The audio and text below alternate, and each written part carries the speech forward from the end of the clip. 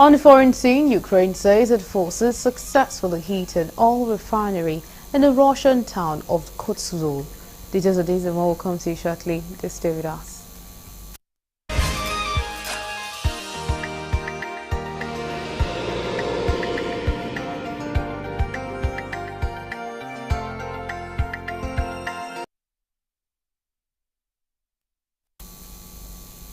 And now the news in full. President Bola Ahmed Tinubu has called for a multifaceted response to terrorism, insurgency and other forms of security threat in the Lake Chad Basin region.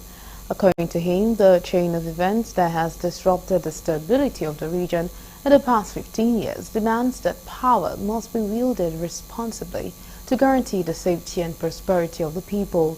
The Nigerian president said this on Wednesday when he declared open the 5th meeting of the Lake Chad Basin Governors Forum in Maiduguri, the Borno State capital. Hosted by the Yobe State government in Maiduguri, the meeting brings together 8 governors from Nigeria, Cameroon, Chad, and the Republic of the Niger, as well as humanitarian organizations and local and international communities to address pressing security challenges and explore solutions for stability in the Lake Chad region.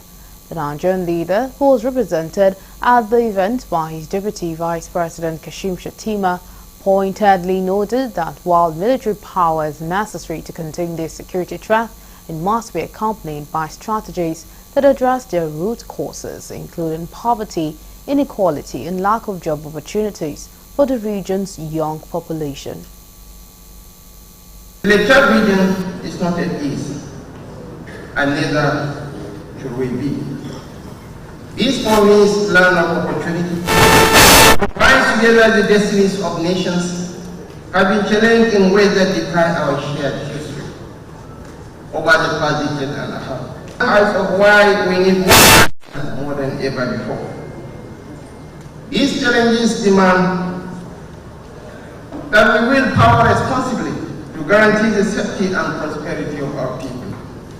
I am delighted to join this quest for a collective and objective response. The successes we have recorded in repairing threats to our borders and sovereignty are a testament to the strength of our cooperation. As such, the guarantee of peace must remain paramount, even when domestic politics or policies seek to undermine the nobility of our agreement to serve the people. I want to assure you that we're here together with you all the way. Success for us is the ability of the IDPs to go back to their communities, refugees to go back to their countries, and for the Lake Chad region to flourish all the way. We know how it used to be before. It is our desire that we go back to that. We all have continued to sacrifice together and come for action. We want to see the Lake Chad multifaceted challenges that includes growing demographic, security threats, limited infrastructure, climate change, socio-economic disparities that demand concerted efforts. Yet, there are also reasons for optimism. Progress in stabilization, the voluntary, safe and dignified return and integration of displaced populations, and a growing momentum toward durable solutions towards rebuilding both lives and livelihoods of the affected communities. As it remains steadfast and committed to its realization of its vision and mission, in our efforts to rebuild the state and restore the social contract between government and communities, we have made significant strides in providing essential infrastructure, enhancing security, and creating livelihood opportunities for our people. These efforts are aligned with the broader goals of the forum, which seeks to foster peace, security, and sustainable development in the region. The Governors Forum occupies a central role in the governance and coordination of the region's response to both regional and territorial challenges. It serves as a critical platform for cross-border dialogue and cooperation. The realities we have had to contend are the severe and multifaceted impact this conflict has imposed on the Lake Chad Basin. The insurgent group has caused massive displacement of people, with millions internally displaced people and refugees in the region. The Economic Community of West Africa State, ECOWAS, has announced the withdrawal of the three member states, Republic of Mali, Niger and Burkina Faso, from the regional bloc. President of ECOWAS Commission, Omi Toure, who made the announcement while addressing a media conference on Wednesday in Abuja, stated that the withdrawal become effective today, January 29, 2025. He noted that the withdrawal become pertinent upon the expiration of 1 year notice the Commission received from the three countries in January 2024 regarding a decision and intention to withdraw from the community. Toure, while calling for continued support and collaboration with ECOWAS officials of the affected three countries for future engagement. The notification of the three countries that were communicated in January 2024 were not or have not been withdrawn. As a result, the authority acknowledged during its summit in December, on the 15th of December 2024, that the three countries will cease to be members of ECOWAS.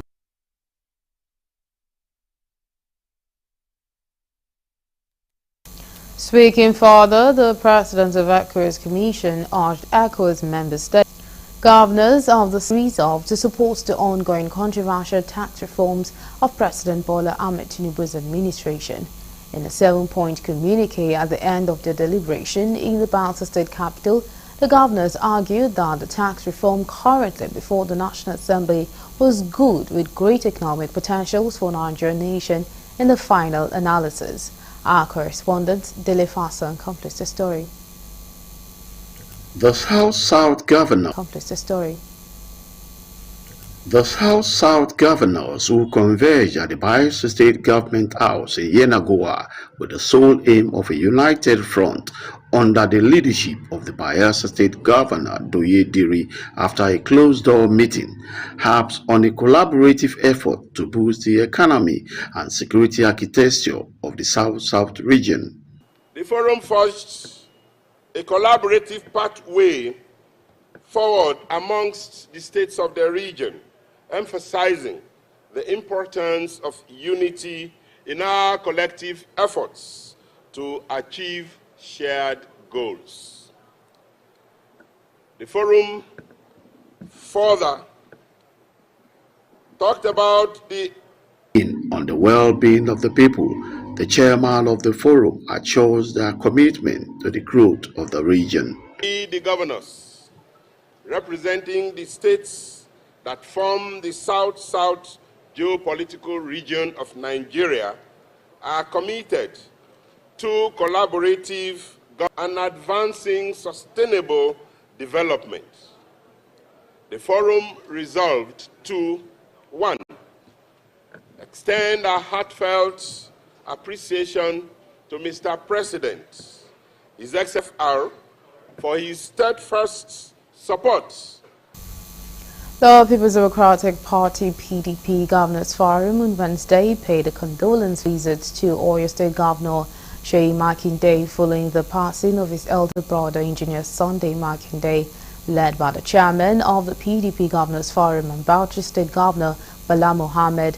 The delegation arrived at Makinde's private residence at Agodi Jar in Ibadan to commiserate with him and his family over the loss. Other governors of the PDP on the delegation include Rivers State and Vice Chairman of the Forum, Siminalayi Fubara, and Osun State Governor Senator Adams heartfelt sympathies and described the late Engineer Sunday Makinde as a man who lived a fulfilled life, having earned a glorious career in the Nigerian Navy before his successful retirement. In his rest, they couldn't revive him. The entire Makinde family Thank you for this visit. Thank you for identifying with us at this very hour of need for us.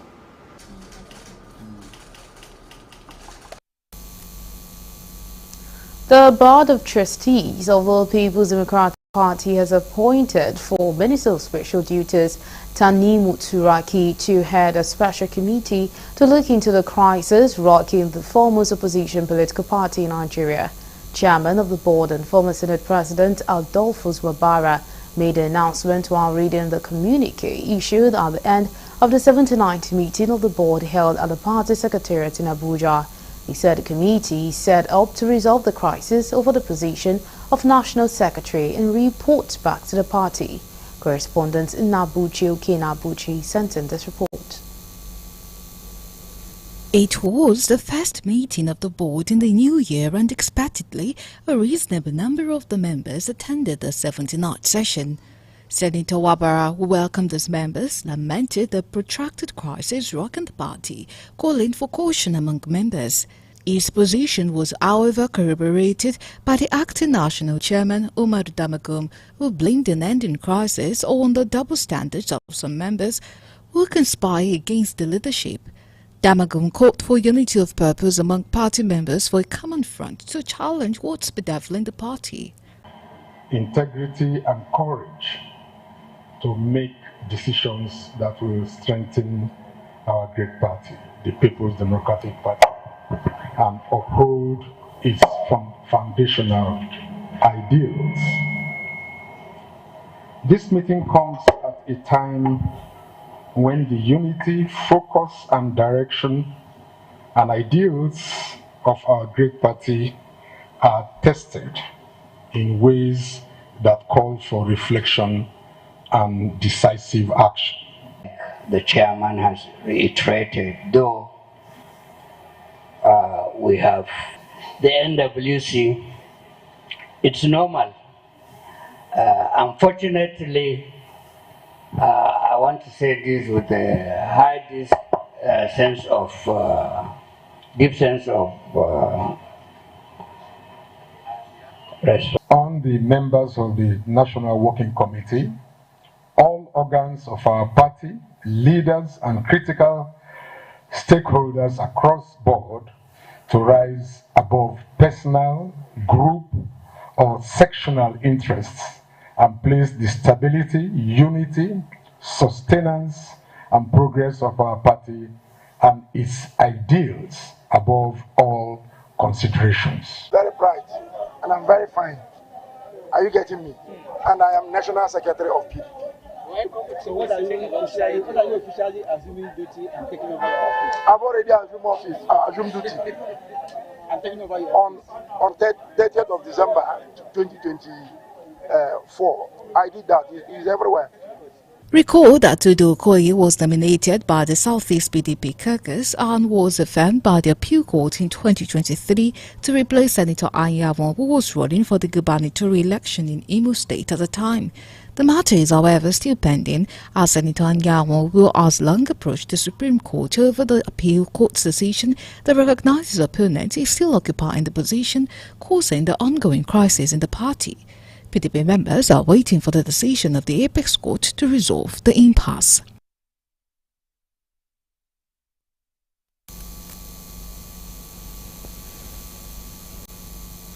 And on the construction, two-story building caved in and collapsed at North Vulture Estate, Chevron. The cause of the incident remains unknown for now, pending the conclusion of ongoing investigation. Unfortunately, an adult male was confirmed dead, while 4 adult males were seriously injured and have been transported to the hospital. Through the use of heavy-duty equipment deployed by LASEMA, alongside assistance by other common stakeholders, the victims trapped under the rubble were rescued. Meanwhile, the search and rescue operation continues at the site of the incident to ensure no one remained trapped under the collapsed building.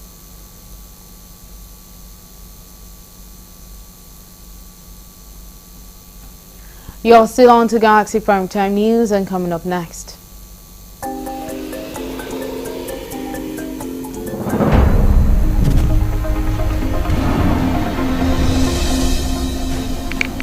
The Federal Capital Territory High Court adjourns former Governor Yahaya Bello trial to 3rd, 24th April and 6th May 2025. Details of these and more will come to you shortly. Just stay with us.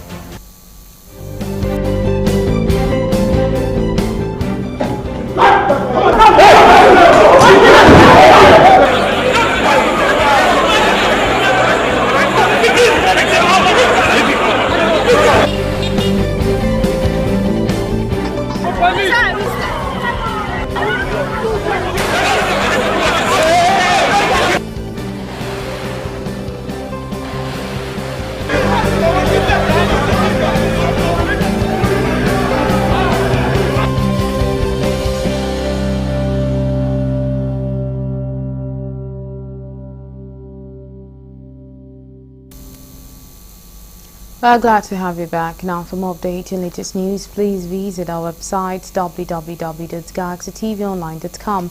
Connect with us on our X handle at Galaxy TV. Subscribe to our YouTube channel, youtube.com/GalaxyTVNews.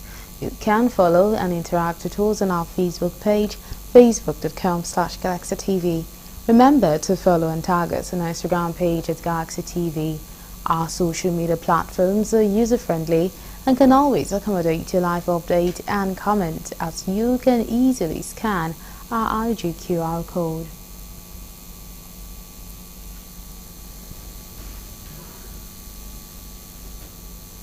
Members of the hashtag #EndBadGovernment now on Wednesday stormed the Federal High Court in Abuja, demanding the release of the remaining 11 suspects facing trial in the court. The protesters, with banners of various inscriptions, said since the last time the suspects were brought to court, nothing has been heard about the matter. Correspondent Kuluju reports that the protesters, led by NEOB, converged on the entrance to the Federal High Court in Abuja, despite heavy presence of security operatives.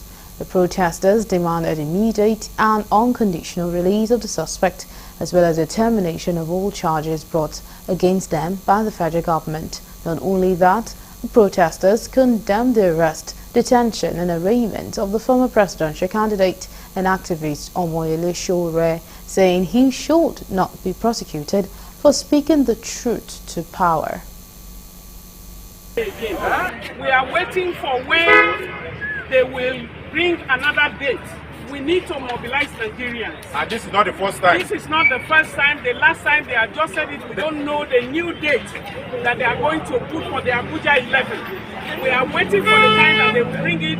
We ask Nigerians to support these young people who have been thrown to jail because of hunger, because they dare to query, because they demand for good governance. Because they dare to say government must do better.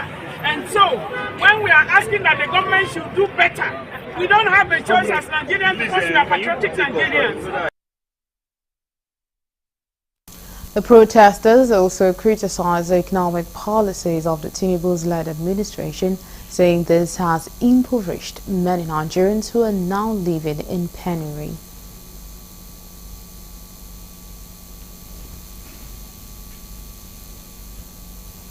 Justice Lima of the Federal High Court Abuja has reserved ruling on the bail application filed by the former presidential candidate and activist Omoyele Sowore. Justice Musa Liman made the decision after hearing argument from Showore's counsel, Marshal Abubakar, and the prosecution counsel, Ude Jonathan. Sowore was arraigned on Wednesday before Justice Lima by the authorities of the Nigerian Police Force on 16-count charge related to cybercrime under Cybercrime Prohibition Prevention Act 2015 as amended in 2024.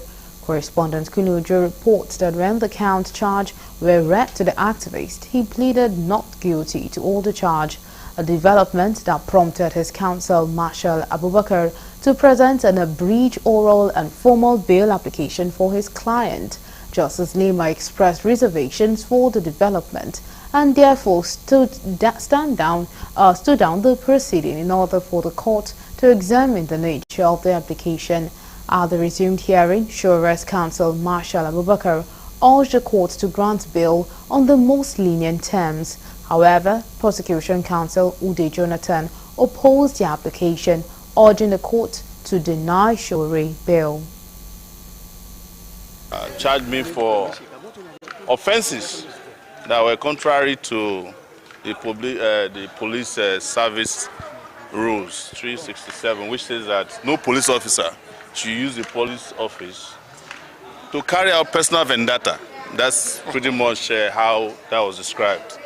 But the IG of police, the illegal IG of police, I'm repeating it here again today, Kayode Egbetokun, is doing just that. We are here to end the charlatanism that has become Nigeria and public office and public service. So I'm following the police back to the hotel they provided for me. They call it hotel in there because tomorrow the judge will give a final ruling on bail. Sowore is a man. Firstly, he was invited via a message that was sent to his phone on WhatsApp. He left his home, traveled all the way from America, came to Nigeria, and went and walked to the headquarters of the Nigerian police and presented himself to them for questioning. Mr. Sowore was charged in 2019 with trumped-up charges for treason in this country. For over 3 years, he stood the rigors of a full trial until he was acquitted by the AGF, who found merit in the fact that the charges were trumped up and should never have been in the first place.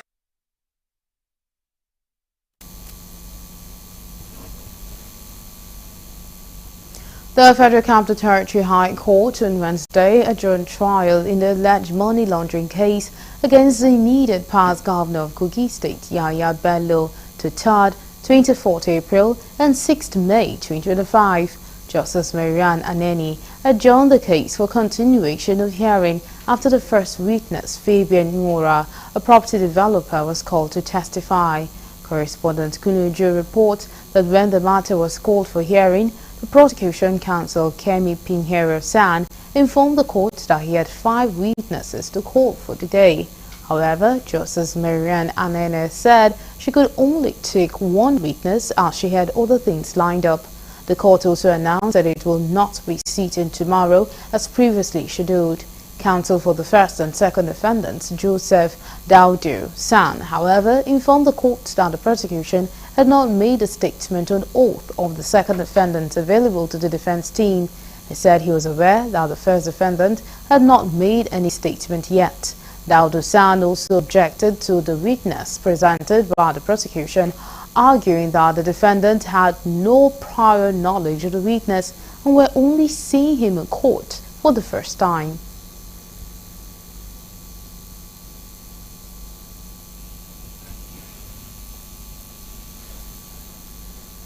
Meanwhile, the Federal High Court sitting in Ado-Ekiti has struck out the criminal defamation suit against human rights lawyer Dele Faratimi by the founder of Afe Babalola University Ado-Ekiti, Are Afe Babalola. The decision of the court followed a notice of discontinuance filed to the court by the police prosecutor Samson Osubu. Justice Babs Kulewumi thereby struck out the suit, recalled that Are Afe Babalola had earlier pardoned Faratimi on Sunday evening after the intervention of Oni of Ife, Oba Adeyeyo Ogunwusi, and other prominent Yoruba Obas. The police prosecution filed a notice of discontinuance dated 29 January 2025 to withdraw the defamation suit against the Lagos-based human rights activist. Speaking with journalists shortly after the court ruling, the lawyer of the defendant, Adeyinka Olumide Fisika-San, said Dele Faratimi agreed to the notice of discontinuance and that they are waiting for other cases in other courts. The case here, we have served with a notice of discontinuance this morning, and we accepted it, and the case has been struck out. This particular one has been struck out, so we wait action on other ones. There's still one at Ado-Ekiti Magistrate Court. There's one at Abuja. There's another one in Port Harcourt. There's another one in Ibadan. There's another one in Abeokuta. So until we see what happens in those ones before we can make any comment on anything.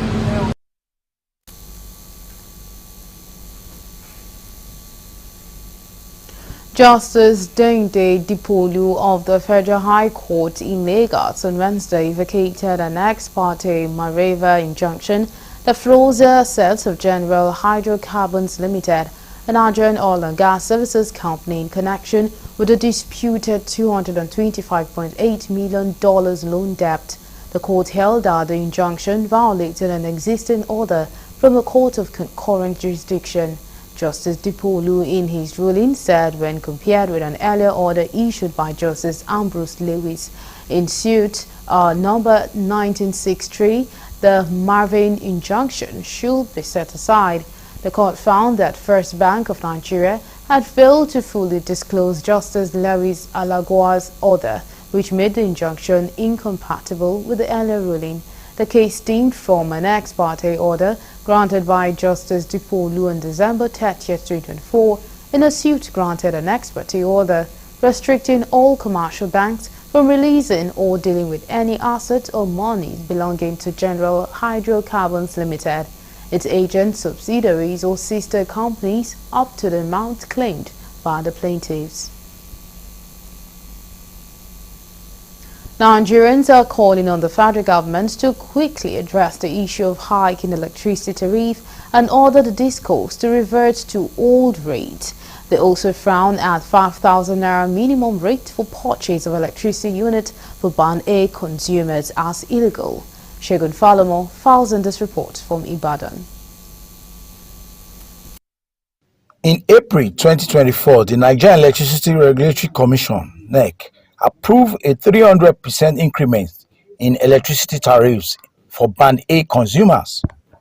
The implementation has already begun, which is generating reactions and further adding to the hardship Nigerians are currently facing with prices of fuel, hike in telecom services, and electricity hike. The recent new policy of the Ibadan Electricity Distribution Company, IBDEC, which stipulates that all electricity consumers within its coverage area will not be allowed to recharge or purchase electricity whose worth is less than 5,000. The IBDEC is introducing the policy of minimum allowable recharge for customers, and we needed to condemn that in strict terms. Because number one, we believe that the Electricity Act does not empower a distribution company to impose on its customers how much electricity the customer can purchase. And that's number one. Number two, we believe that with the current economy, let government pay. The government should alleviate pain and work and poverty in the country, not adding to it. The bottom line is this, my argument is this, my submission is this: let the government give subsidy to work to this electricity so that they will not jack up their tariff. From Ibadan, Shegun Falomo reporting for Galaxy TV News.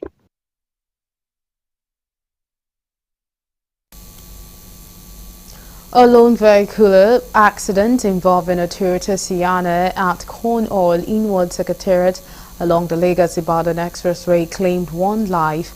The driver of the vehicle and 3 others, 2 male and a female, sustained severe injuries. Responding swiftly at the scene of the incident, the Lagos State Ambulance Services Lassam Bus administered critical first aid before transporting the injured victims to the Lagos State Accident and Emergency Center at Toll Gate for urgent medical intervention.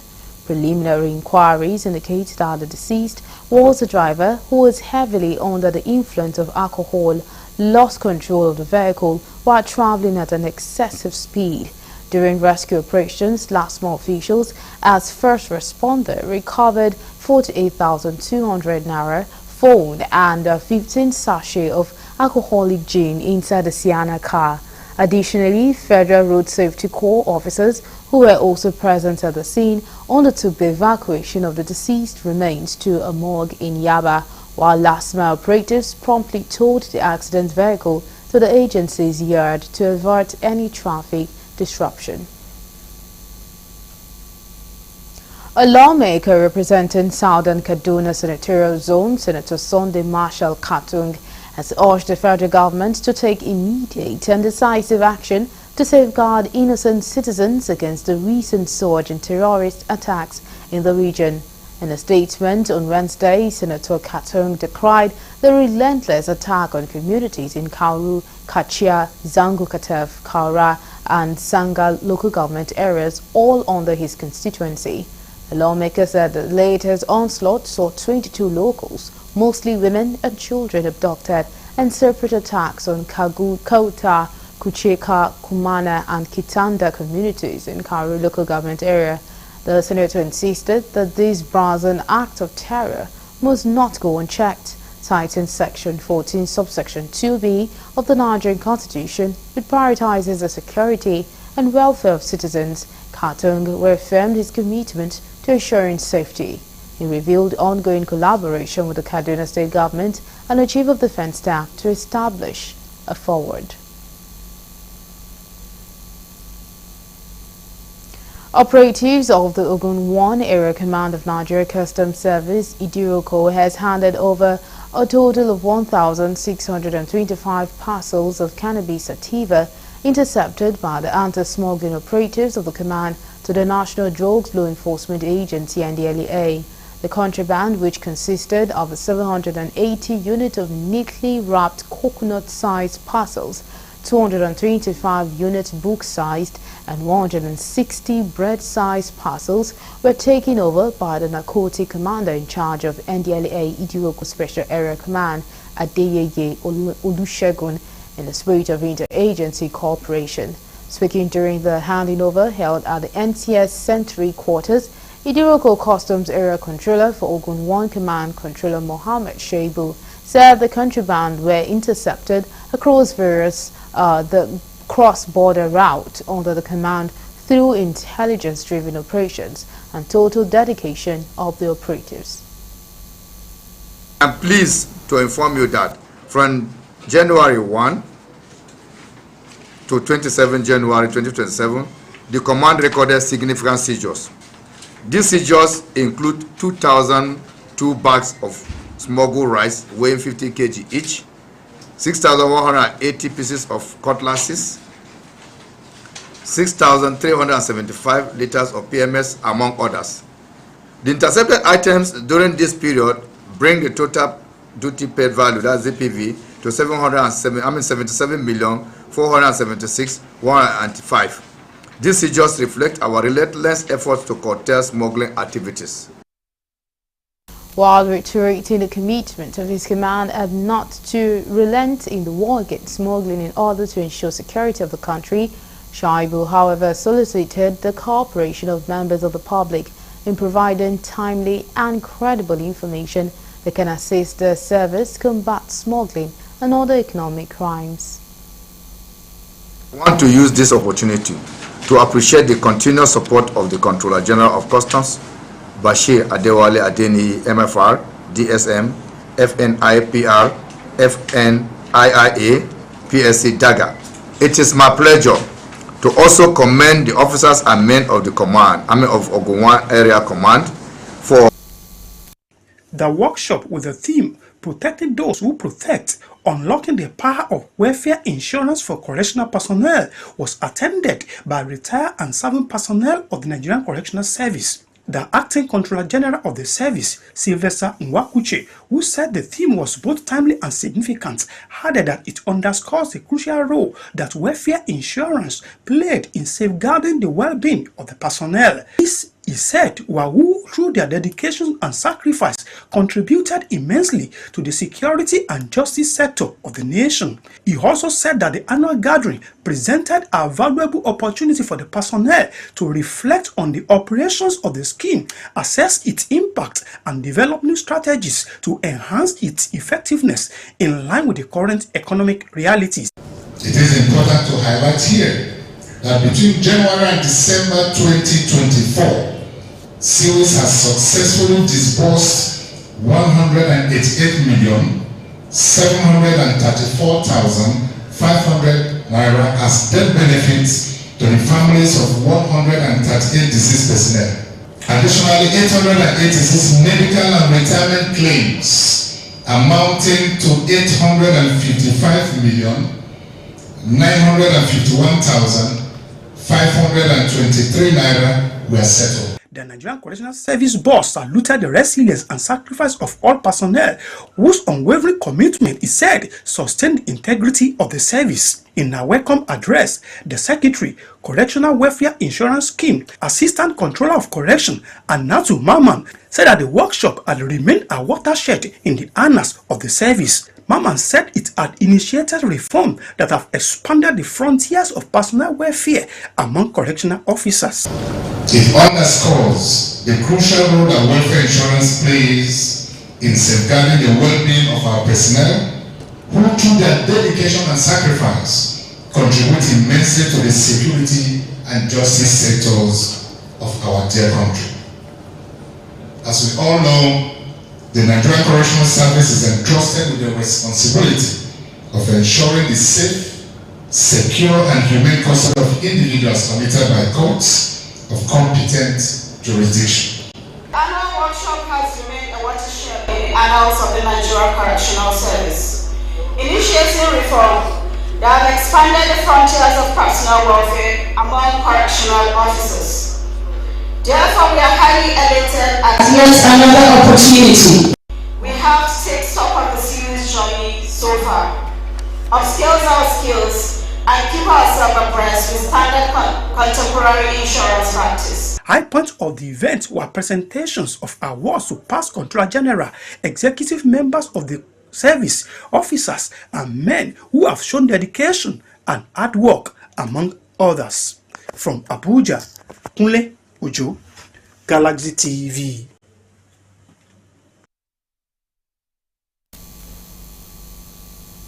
Commodore Abdulaziz Abdullahi has taken over the helm of affairs at the Nigerian Navy ship NNS Delta as a new commander. He takes over from Commander Abba Mushin, who has been the commander since February 2024 before today's handing over. Our correspondent Dele Fasson completes the story. The Novo ceremony was a brief one at the NNS Delta headquarters in Warri, with a parade in the honor of the outgoing commander. Addressing officers at the conference room after the parade, Commodore Abdulaziz Abdullahi promised to key into the strategic directives of the Chief of the Naval Staff, Vice Admiral Emmanuel Ogala. As I assume command today, I am committed to building on the successes of the past while embracing the challenges of the future. Under my command, the base would align its operational focus with the strategic end state of the Chief of the Naval Staff strategic directives to enhance maritime security and stability in our area of operations. The principle of discipline, professionalism, integrity, and accountability will guide all personnel as we work together to safeguard our territorial waters and, of course, to promote economic. He stressed that there will be zero tolerance on all forms of illegalities in its areas of operations. Let me be clear. There will be no excuses, no compromise, no tolerance for any actions that undermines our mandates. I am honored and privileged to embark on this journey with each and every one of you as I call on you today to uphold the Navy core values and perform your duties with highest sense of responsibility. Together, we will face challenges, overcome obstacles, and achieve. The new commander also promised to ensure that the relative peace in the Delta territorial waters, among others, is sustained. From Delta State, Dele Fasson reporting for Galaxy TV News.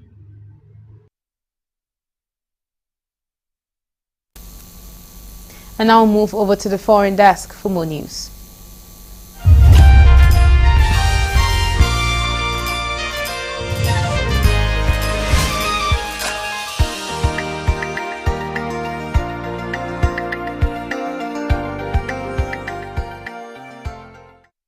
This is news from the international scene. Ukraine says its forces successfully hit an oil refinery in the Russian town of Kustovo, around 800 kilometers from the front line in eastern Ukraine.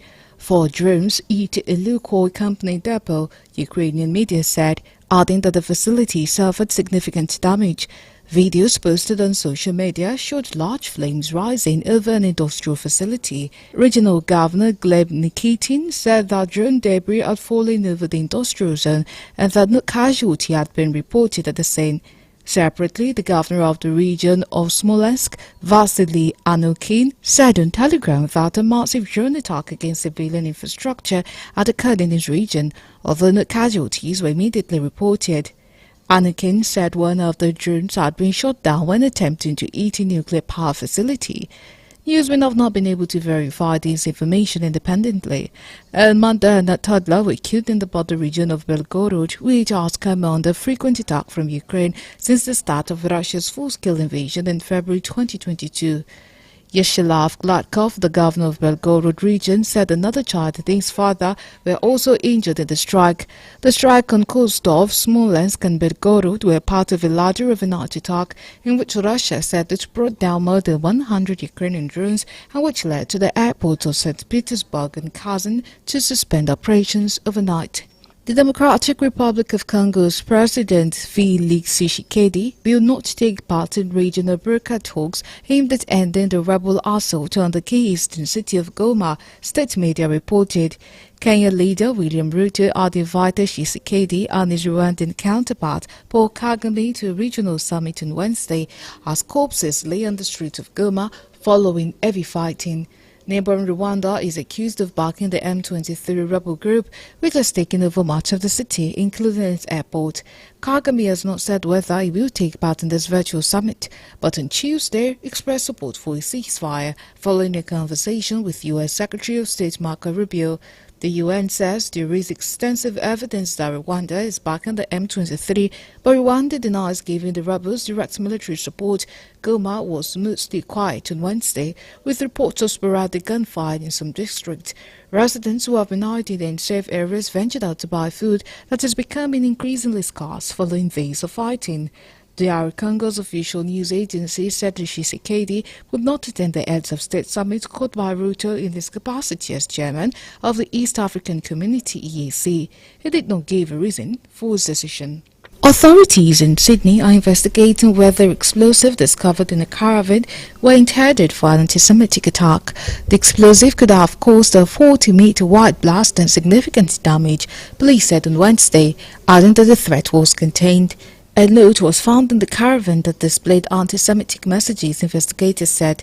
This is the discovery of a potential mass casualty event, New South Wales Premier Chris Minns said. New South Wales Police Deputy Commissioner told the news conference that the caravan was discovered on 19 January in Dural, a suburb of northwest Sydney. The investigation became public on Wednesday after details of it were leaked to the media. There was some indication that the explosive might be used in some form of anti-Semitic attack, Mr. Hudson said, but it wouldn't be drawn on the possible target. He said officers had mitigated the risk as much as possible, but stressed, "I'm not saying it's been eliminated, I'm saying it's been mitigated. That's one of the reasons we are talking today, for members of the public to be vigilant in relation to what they say and what they hear in relation to anti-Semitism in the community." Still on the international scene, authorities say at least 30 people have died and a further 60 were injured in a crowd crash at the massive Kumbh Mela festival. Prime Minister Narendra Modi acknowledged the death earlier today and gave his condolences to the victims. One victim that spoke to newsmen on ground described being pushed into the Ganges River as he went to participate in a ritual bathing. Newsmen say it was a scene of absolute chaos at the riverbank, with clothes, shoes, blankets and backpacks strewn on the ground as crowds tried to escape. Officials predicted up to 100 million people were expected to attend the bathing day at the Hindu religious festival.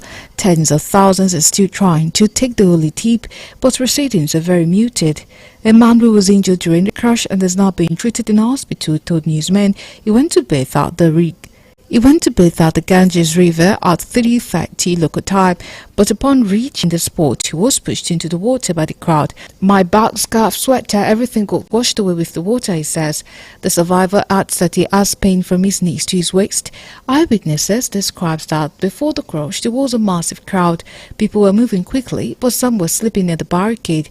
Vidya, another devotee, told newsmen that there was no one in security or the army to help during the incident.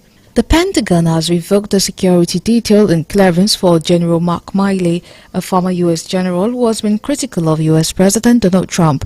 Defense Secretary Pete Hegseth directed the move as one of his first acts in office, asking officials to investigate General Milley's conduct and review his military grade.